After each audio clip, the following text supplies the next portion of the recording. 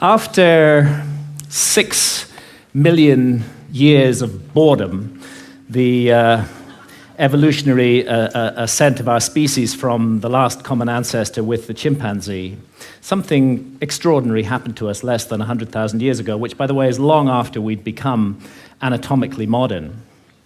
It was a kind of emergence into consciousness less than 100,000 years ago, really less than 40,000 years ago, when we became fully symbolic creatures. And this great change has been defined as the single most important step forward in the evolution of human behavior, is intimately associated with the emergence of the great and transcendent rock and cave art all around the world.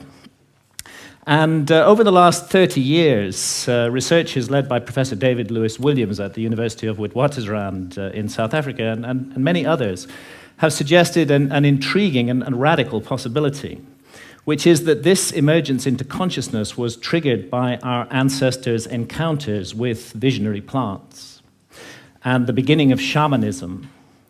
If you analyze the cave art, there's not time to go into the details here, but there are so many details that make it clear that this was an art of altered states of consciousness, of visions, and that plants like the Amanita muscaria mushroom or psilocybin mushrooms appear to have been directly connected with this sudden and radical change. So to investigate this possibility, when I got interested in this mystery, I went down to the Amazon, where there are still surviving shamanistic cultures today, and where they drink the powerful visionary brew ayahuasca, of which the active ingredient is dimethyltryptamine, DMT, which is actually closely related at the molecular level to psilocybin. Now, normally, DMT cannot be activated orally. When we encounter it in the West, it's generally smoked. There's an enzyme in our stomachs called monoamine oxidase, which switches off DMT on contact.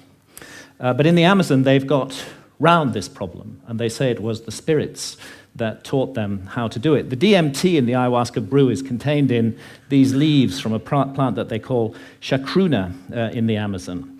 And there they mix it together with this vine. And out of the 150,000 different species of plants and trees in the Amazon, this is the one that contains a monoamine oxidase inhibitor, which switches off that enzyme in our stomachs and allows the DMT in the leaves, when the two are married together and cooked in water, to be absorbed orally, and takes us on a 4-hour journey into extraordinary realms. Now, it's no joke to drink ayahuasca. The ayahuasca brew it has a foul taste, really hideous, and a dreadful smell. And after you've drunk your cup, you'll find within 45 minutes or so that you're sweating, that you're feeling nauseous. Pretty soon you may well be vomiting, you may well have diarrhea. So, nobody's doing this for recreation. And I'd like to add that I don't think any of the psychedelics should be used for recreation. They have much more serious and important mission with humanity. So we're not doing this for fun. But what draws people to ayahuasca again and again to brace themselves for this experience, and you do have to brace yourself, is its extraordinary effects at the level of consciousness. And one of those effects has to do with creativity, and we can see the creative cosmogenic impulse of ayahuasca in the paintings of ayahuasca shamans from Peru, like the paintings of Pablo Amaringo here, those richly saturated colors, the amazing visions that they reproduce.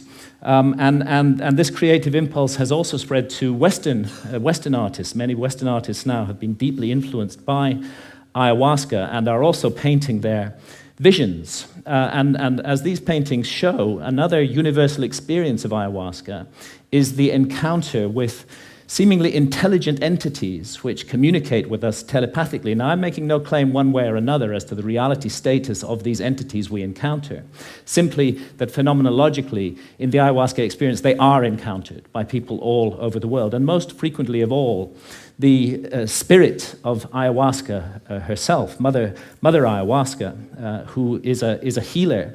And although she's kind of the mother goddess of the planet, She seems to take a direct personal interest in us as individuals, to heal our ills, to want us to be the best that we can possibly be, to correct errors and mistakes in our behavior that may be leading us down the wrong path. And this is perhaps why, and it's an untold story, really. Ayahuasca has been fantastically successful in getting people off harmful addictions to hard drugs, such as heroin and cocaine. Jacques Mabit at the Taquihuasi Clinic in Peru brings heroin and cocaine addicts out there for a month, gives them 12 ayahuasca sessions, and they have encounters with Mother Ayahuasca during those sessions that lead them not to wish to take heroin or cocaine anymore, and more than half leave completely free of their addiction, never return to it, and don't even have withdrawal symptoms. And the same incredible healing work was being done in Canada by Dr. Gabor Mate until the Canadian government intervened and stopped his healing practice on the grounds that ayahuasca itself was an illegal drug. Now, I have some personal experience of this. I've not been addicted to heroin or cocaine, but I had a 24-year non-stop cannabis habit. And this started off smoking the herb and laterally vaporizing it, but the basic truth is that for 24 years, I was pretty much permanently stoned. And I enjoyed being stoned. And I felt that it helped me with my work as a writer, and perhaps at some point it did. But when I first encountered ayahuasca, I'd already been smoking cannabis for 16 years, and almost immediately, ayahuasca started giving me messages that this was no longer serving me, that it was leading me to behave in negative and unhelpful ways towards others. And of course, I ignored those messages for years and years and went back to being stoned 16 hours a day. But that negative behavior that ayahuasca was pointing up did actually get worse and worse. I don't want to put down cannabis, and I believe it's the sovereign right of every adult to choose to smoke cannabis if they wish to do so. But I think I was overusing it. I think I was abusing it, not using it responsibly. And I became more and more paranoid, jealous, possessive, suspicious. I was subject to irrational rages. I often made the life of my beloved partner, Santha, a misery. And when I went down for my regular encounter with ayahuasca in October 2011, I was given the most unbelievable kicking by Mother Ayahuasca. And I was put through an ordeal. It was a kind of life review. And it's not an accident that ayahuasca is the vine of the dead. I was shown my death. And I was shown that if I came to death and what awaits us after death, without having corrected the mistakes that I was making in my life, that it would be a very bad thing for me. And actually, Mother Ayahuasca literally took me to hell. And that hell was a little like this hell painted by Hieronymus Bosch, a truly terrible place, and a little like the place that the ancient Egyptians called the judgment hall of Osiris, where our souls are weighed in the scales in the presence of the gods against the feather of truth, of justice, of cosmic harmony. And I was shown that the path I was walking, my abuse of cannabis and the behavior associated with it, was going to lead me to be found wanting in the judgment, and that I might face annihilation in the world beyond death. So perhaps not surprising that when I came back to England later in October 2011, I gave up cannabis, and I've never smoked it again since then. And actually, and again, I'm speaking only personally with no comment on others' use of cannabis, it's as though a monkey has been lifted off my back. I'm liberated in incredible ways. Far from my creativity being inhibited, I find myself writing much more productively, much more creatively, much more focused, and much more efficiently as well. And I've begun to be able to address those negative aspects of my behavior, which cannabis had revealed, and hopefully to make myself slowly, it's a long progress, into a more nurturing, more loving, more positive person. And this whole transformation, it really has been a personal transformation for me, was made possible by this encounter with death that Mother Ayahuasca gave me. And you know, that leads me to ask, what is death? Our materialist science reduces everything to matter. Materialist science in the West says that we are just meat, we're just our bodies.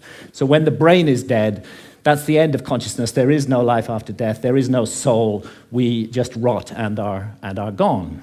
But actually, many honest scientists should admit that consciousness is the greatest mystery of science, and that we don't know exactly how it works. The brain's involved in it in some way, but we're not sure how. Could be that the brain generates consciousness the way a generator makes electricity. If you hold to that paradigm, then of course you can't believe in life after death. When the generator's broken, consciousness is gone. But it's equally possible that the relationship, and nothing in neuroscience rules it out, that the relationship is more like the relationship of the TV signal to the TV set. And in that case, when the TV set is broken, of course, the TV signal continues. And this is the paradigm of all spiritual traditions, that we are immortal souls, temporarily incarnated in these physical forms to learn and to grow and to develop.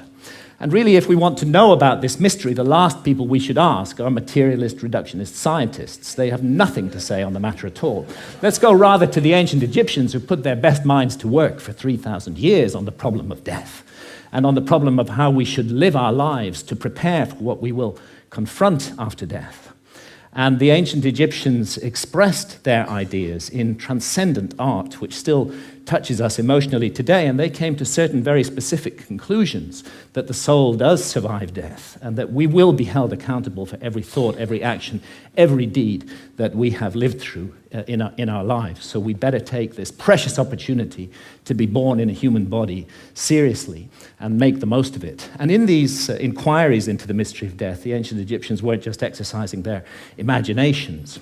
They highly valued dream states, and it's now known that they used visionary plants like the hallucinogenic blue water lily. And it's interesting that the ancient Egyptian tree of life has recently been identified as the Acacia nilotica, which contains high quantities of DMT, dimethyltryptamine, the same active ingredient that we find in ayahuasca. Now, it's difficult to imagine a society more different from the society of ancient Egypt than our society today. We hate visionary states in this society. In our society, if we want to insult somebody, we call them a dreamer. In ancient societies, that was praise. And we have erected huge apparatuses of armed bureaucracies who will invade our privacy, who will break down our doors, who will arrest us, who will send us to prison, sometimes for years, for possessing even small quantities of psilocybin or substances like DMT, whether in its smokable form or in the ayahuasca brew. And yet, ironically, DMT is, we now know, a natural brain hormone. We all have it in our bodies, and it's just that its function remains unknown for lack of research. And it's not as though our society is opposed in principle to altered states of consciousness. I mean, billions are being made by the unholy alliance of psychiatrists and big pharma in overprescribing drugs to control so-called syndromes like depression or attention deficit disorder in teenagers. And we have a love affair in our society with alcohol. We glorify this most boring of drugs, despite the terrible consequences that it often has. And of course, we love our stimulants, our tea, our coffee, our energy drinks, our sugar, and huge industries are built around these substances, which are valued because of the way they alter consciousness. But what all these approved altered states of consciousness have in common is that none of them contradict or conflict with the basic state of consciousness valued by our society, which I would call the alert, problem-solving state of consciousness, which is good for the more mundane aspects of science. It's good for the prosecution of warfare. It's good for commerce. It's good for politics. But I think everybody realizes that the promise of a society over-monopolistically based upon this state of consciousness has proved hollow, and that this model is no longer working, that it's broken in every possible sense that a model can be broken, and that urgently we need to find something to replace it. The vast problems of global pollution that have resulted from the single-minded pursuit of profit, the horrors of nuclear proliferation, the specter of hunger, that millions every night go to bed starving, that we can't even solve this problem despite our alert problem-solving state of consciousness. And look what's happening in the Amazon, the lungs of our planet, this precious home of biodiversity. The old-growth rainforest being cut down and replaced with soybean farms so we can feed cattle, so that we can all eat hamburgers. Only a truly insane global state of consciousness could allow such an abomination to occur. And I did a back-of-an-envelope calculation during the Iraq War. It seems to me that 6 months' expenditure on the Iraq war would have solved the problem of the Amazon forever, would be sufficient to compensate the peoples of the Amazon so that no single tree ever needed to be cut down again to garden and look after that amazing resource. But we can't make that decision as a global community. We can spend countless billions on warfare, on hatred, on fear, on suspicion, on division, but we can't get together the collective effort to save the lungs of our planet. And this is perhaps why shamans from the Amazon are now mounting a kind of reverse missionary activity. When I've asked shamans about the sickness of the West, they say it's quite simple. You guys have severed your connection with spirit. Unless you reconnect with spirit and do so soon, you're going to bring the whole house of cards down around your heads and ours. And rightly or wrongly, they believe that ayahuasca is the remedy for that sickness. And many now are being called to the Amazon to drink ayahuasca, and ayahuasca shamans are traveling throughout the West, offering the brew, often under the radar, often at personal risk, to bring about consciousness change. And it's true that the message of ayahuasca, the universal message, is about the sacred, magical, enchanted, infinitely precious nature of life on Earth and the interdependence of material and spiritual realms. And it's impossible to work with ayahuasca for long without being deeply and profoundly affected by this message. And let's not forget that ayahuasca is not alone, that it's part of an ancient worldwide system of the targeted, careful, responsible alteration of consciousness. It's recently been shown by scholars that the kykeon used in the Eleusinian mysteries in ancient Greece was almost certainly a psychedelic brew, that the soma of the Vedas may well have been a brew based upon the Amanita muscaria mushroom. We have the DMT in the ancient Egyptian tree of life. We have the whole global cultures of surviving shamanism, and what it's all about is a state of consciousness that's designed to help us find balance, harmony. The ancient Egyptians would have called it Ma'at, with the universe, and to remain mindful that what we're here to undertake on Earth while immersed in matter is fundamentally a spiritual journey aimed at the growth and perfection of the soul, a journey that may go back to the very origins of what made us human in the first place. And I stand here invoking the hard-won right of freedom of speech to call for and demand another right to be recognized, and that is the right of adult sovereignty over consciousness. There's a war on consciousness in our society, and if we as adults are not allowed to make sovereign decisions about what to experience with our own consciousness while doing no harm to others, including the decision to use responsibly ancient and sacred visionary plants, then we cannot claim to be free in any way. And it's useless for our society to go around the world imposing our form of democracy on others while we nourish this rot at the heart of society and we do not allow individual freedom over consciousness. It may even be that we're denying ourselves the next vital step in our own evolution by allowing this state of affairs to continue, and who knows, perhaps our immortal destiny as well. Thank you, ladies and gentlemen.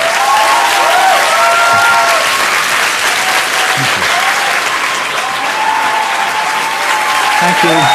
Thank you.